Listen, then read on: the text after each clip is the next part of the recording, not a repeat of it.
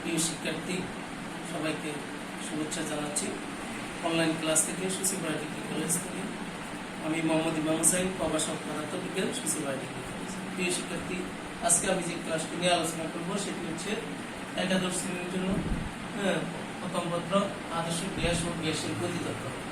এর আগে আমি এই কথাটা নিয়ে আমাদেরকে ক্লাস নেওয়া হচ্ছে। এখন আজকে যে ক্লাসটি আলোচনা করব সেটি হচ্ছে যেমন গড় মুক্ত পথ, গ্যাসের গড় মুক্ত পথ বলতে কি বুঝি আমরা, যে গড় মুক্ত পথ এটা বলতে আমরা কি বুঝি। গ্যাসের গড় মুক্ত পথ গুলো হচ্ছে, দেখো এখান থেকে এভাবে একটি গ্যাসের ভাবে এভাবে মনে করো এটা যদি এ হয়, এটা হবে বি, এটা সি, এটা হচ্ছে ডি, যে ই, এফ, জি। ঠিক আছে, তার মানে একটি প্রথম গ্যাসের যদি এভাবে এখান থেকে যাবে এই অণুকে সে ধাক্কা দেবে, এরপর ধাক্কা দেওয়ার পর দ্বিতীয় সেই অণুকে সংঘর্ষে লিপ্ত হয়ে আবার সে এই যে বিসি পথে যাবে, আবার সে এখানে এসে তার সাথে সংঘর্ষে লিপ্ত হবে, তারপরে সেই ডি পথে যাবে, তারপরে সে আবার কি করবে, ডি থেকে সে সংঘর্ষে লিপ্ত হয়ে সে আবার ই পথে যাবে, আবার সংঘর্ষে লিপ্ত হয়ে এক অণুর সাথে যে সংঘর্ষে লিপ্ত হবে হয়ে আবার জি পথে গমন করবে। এভাবে যখন সে যাবে তার মানে এখানে যে জিনিসটা পাওয়া যাবে যে এ বি, তারপর হচ্ছে তার বিসি, তারপর হচ্ছে তার যে ডিই, তারপর হচ্ছে এই যে ইএফ এবং এই যে এফ জি, এরা সবাই হচ্ছে মুক্ত পথ, এরা সবাই মুক্ত পথ, মুক্ত পথ। তাহলে গড় মুক্ত পথ কাকে বলে? যেমন এখান থেকে সে যেভাবে উল্টে গেছে তার ব্যাগ কিন্তু এক না, তার দূরত্ব কিন্তু সমান না, এইদিকে এর দূরত্ব সমান না, এদিকে এর দূরত্ব সমান না, এদিকে এর দূরত্ব সমান না। সবগুলো যদি মনে করো L1, এটাকে L2 দেই, এটাকে L3 দেই, এটা L4, এটা হচ্ছে L5, এটা হচ্ছে L6 পর্যন্ত দেওয়া হয়, তাহলে সেক্ষেত্রে আমি কি পাবো, যে গড় L সমান লিখবা L1 যোগ L2 যোগ এভাবে যে L3, L4, L5, তারপর হচ্ছে L6, এভাবে তাকে মনে করো যেহেতু ছয়টা অণু এখানে, তাহলে তাকে 6 দ্বারা ভাগ করবে। তাহলে পরপর দুটি অণু, কোনো গড়মুক্ত পথের ক্ষেত্রে যদি আমি সংখ্যাটা বলি, পরপর দুটি অণুর মধ্যবর্তী যে গড় দূরত্ব নিলে যে দূরত্ব পাওয়া যাবে তাকে বলা হবে গড়মুক্ত পথ। যেমন এখান থেকে এটার মাঝে যে দূরত্ব এটাও নেওয়া যাবে, আবার এখান থেকে এখানে নেওয়া যাবে, আবার এখান থেকে এখানে নেওয়া যাবে। যদি একসাথে নেই তাহলে সবগুলোকে গড় করে যেটা পাইবা সেটা হচ্ছে তার গড়মুক্ত পথ। এখন এই গড়মুক্ত পথের ক্ষেত্রে বিজ্ঞানী ক্লোসিয়াসের একটি সমীকরণ আছে, তারপরে ম্যাক্সওয়েল আছে, তারপরে আছে তোমার বোলসম্যান সমীকরণ, যেটা প্রথমে আসো বিজ্ঞানী ক্লোসিয়াসের সমীকরণটা, যেটা যে বিজ্ঞানী ক্লোসিয়াস, যেটা দেখো ক্লোসিয়াসের সমীকরণ সেটি কি, সেটা হচ্ছে মনে করে এভাবে তিনটে অণু থাকবে পাশাপাশি,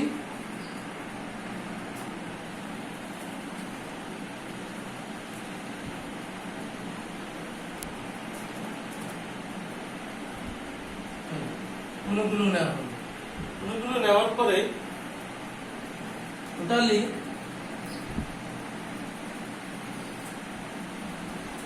এভাবে মনে করো এটা যদি এ অণু হয়, এটাকে আমি বি দেই, এটা হচ্ছে সি।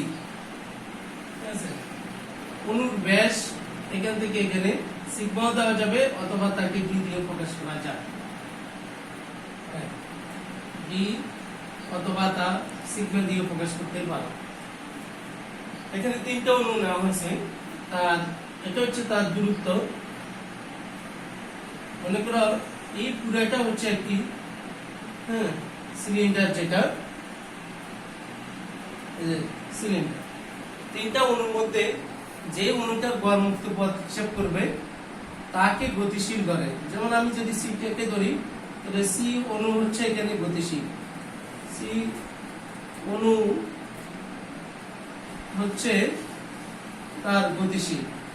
বাকি দুটি অণুকে স্থির বিবেচনা করে তার গড়মুক্ত পথ হিসাব করা যাবে। এখন ধরে নিই এই সিলিন্ডারের মধ্যে তার n সংখ্যক অণু আছে, n সংখ্যক অণু থাকে এর ভিতরে, n সংখ্যক অণু, তাহলে টোটাল সিলিন্ডারের মধ্যে থাকে n সংখ্যক অণু। এখানে যত সংখ্যক অণু, ক্যাপিটাল N হচ্ছে তার ধাক্কার সংখ্যা, যে ধাক্কার সংখ্যা,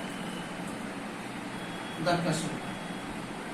এখন সিগমা না লিখে আমি এর ডি লেখা হয়েছে, ডিও কিন্তু হচ্ছে, যে ডি হচ্ছে অণুর ব্যাস, আবার সিগমাও কিন্তু অণুর ব্যাস, এই যে বা সিগমা লেখা এর মধ্যে সিগমা, আমি ডি লিখছি এখানে। এই ডি অপেক্ষা মানে এর ভিতরে ডি হচ্ছে কম দূরত্বে, অথবা তার চেয়ে সমান দূরে যতগুলো অণু থাকবে তার সাথে সি অণুটা সঙ্গে লিখতে হবে। যখনই লিখতে হবে, ধরে নিলাম সেখানে n সংখ্যক অণু আছে, তাহলে n সংখ্যক অণু এই সি অণুর সাথে কি করবে, সঙ্গে লিখতে হবে। যেহেতু এটি একটি সিলিন্ডার আমি কল্পনা করলাম, তাহলে এক্ষেত্রে সিলিন্ডারের আয়তন হবে, যে সিলিন্ডারের আয়তন, আয়তন লিখবে এখানে, মনে করো b সমান n, কি লিখবে এখানে, এই যে n না লিখে পাই সিগমা স্কয়ার, সিগমা বলতে এখানে কি d স্কয়ার, তার দূরত্ব কত এখানে l, এটা যেহেতু এখানে n সংখ্যক অণু আছে এই সিলিন্ডারের মধ্যে, তাহলে n সংখ্যক অণুর ধাক্কার সংখ্যা, যে n সংখ্যক অণুর ধাক্কার সংখ্যা লিখবে এখানে ক্যাপিটাল N সমান n পাই যে d স্কয়ার l বা সিগমা স্কয়ার l, যদি সিগমা দাও তাহলে এখানে সিগমা। এখন গড় মুক্ত পথকে আমরা ল্যামডা দ্বারা প্রকাশ করি। হ্যাঁ, ল্যামডা সমান হচ্ছে যে n সংখ্যক অণুর যদি গড় দূরত্ব যদি l হয়, n সংখ্যক অণুর যে গড় দূরত্ব l, সুতরাং একক সংখ্যক অণুর গড় দূরত্ব হবে l/l। এটা হচ্ছে গড় মুক্ত পথ, এই মুক্ত পথ, গড় মুক্ত পথ এটি। তাহলে দেখো এবার যে গড় মুক্ত পথ ল্যামডা সমান l/l, l থাকবে, n এর মান হচ্ছে এখানে যে n পাই d স্কয়ার l বা সিগমা স্কয়ার l লেখা যায়, লিখবে এখানে l n পাই যে d square l, l l কাটা যাবে, এখানে থাকবে n পাই d স্কয়ার। এটি হচ্ছে গড় মুক্ত পথের সমীকরণ, যে গড় ক্লোসিয়াসের গড় মুক্ত পথের সমীকরণ, ক্লোসিয়াসের সমীকরণ। যেটা কোন অঙ্কতে যদি মনে করা অণুর ব্যাসার্ধ দেওয়া থাকে, তাকে বেশি হিসাবে 2 দিয়ে গুণ করে, কারণ এখানে ডিটাকে আমরা অণুর ব্যাস ধরা হয়েছে। এরপরে যে সমীকরণগুলো আছে দেখো, সেটা হচ্ছে একটা হচ্ছে বোলসম্যান, একটা হচ্ছে তার ম্যাক্সওয়েলের সমীকরণ।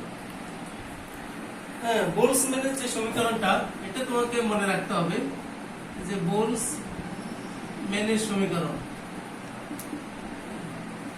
বোলসম্যানের সমীকরণ যেটা ল্যামডা b সমান 3/4 পাই সিগমা স্কয়ারের জায়গায় লিখবা এই যে d স্কয়ার l, 3/4 পাই সিগমা স্কয়ার l, এটা। আর ম্যাক্সওয়েলের যে সমীকরণটা থাকবে সেটাও মুখস্থ করতে হবে তোমাদেরকে, যে ম্যাক্সওয়েলের সমীকরণ, ম্যাক্সওয়েলের সমীকরণ যেটা, যে ল্যামডা m সমান হচ্ছে 1/√2 বাই d স্কয়ার l। এটি তিনটা সমীকরণ তোমাকে বলবে যে মান দিয়ে দেওয়ার পরে বলবে যে ক্লোসিয়াস, ম্যাক্সওয়েল, তারপরে বোলসম্যান সমীকরণের তুলনা করো, তখন তুমি তিনটার মান বের করে তারপরে তাকে তুলনা করবে একটা আরেকটার সাথে। প্রিয় শিক্ষার্থী, এখন যে বিষয়টা তোমাকে যদি বলে যে গড় মুক্ত পথ গ্যাসের ঘনত্বের ব্যস্তানুপাতিক, যে গড় মুক্ত পথ গ্যাসের ঘনত্বের ব্যস্তানুপাতিক ব্যাখ্যা করতে বলবো। তাহলে কি লিখবে? লিখবে যে আমরা জানি ল্যামডা সমান 1 divided by n pi n pi এই যে d স্কয়ার ছিল আমাদের সমীকরণটা। এখন এখান থেকে যদি আমি হর এবং লবকে m দ্বারা গুণ করি তাহলে হবে এখানে mn পাই এই যে d স্কয়ার। mn টাকে বলা হবে মোট গ্যাস আয়তনের ভর। মোট কি গ্যাস আয়তন, যে mn সমান মোট গ্যাস অণুর ভর, গ্যাস অণুর ভর যাকে ক্যাপিটাল M বলে। আর যদি এই m টা কত আয়তনে অবস্থান করে সিলিন্ডারের মধ্যে, ধরি নিই b আয়তনে, যে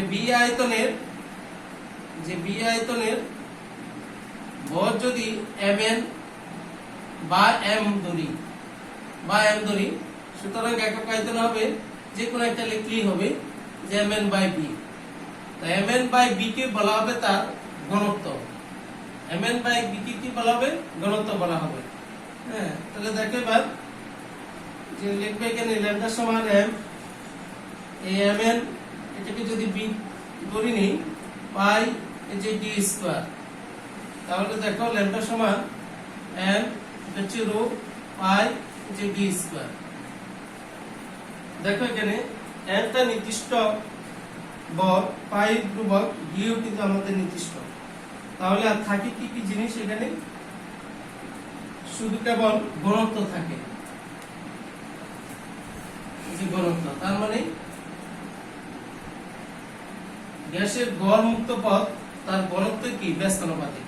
ঘনত্ব বাড়লে তার গড় মুক্ত পথ কমবে, ঘনত্ব যদি কমে যায় গড় মুক্ত পথ বেড়ে যাবে। এটি হচ্ছে আমাদের গড় মুক্ত পথে গ্যাসের ঘনত্বের ব্যস্তানুপাতিক। প্রিয় শিক্ষার্থীরা, নিশ্চয় তোমরা এতটুকু পর্যন্ত বুঝতে সক্ষম হয়েছো। হ্যাঁ, আগামী ক্লাস পর্যন্ত তোমাদের কাছ থেকে বিদায় নিলাম। সবাইকে ধন্যবাদ। আল্লাহ হাফেজ।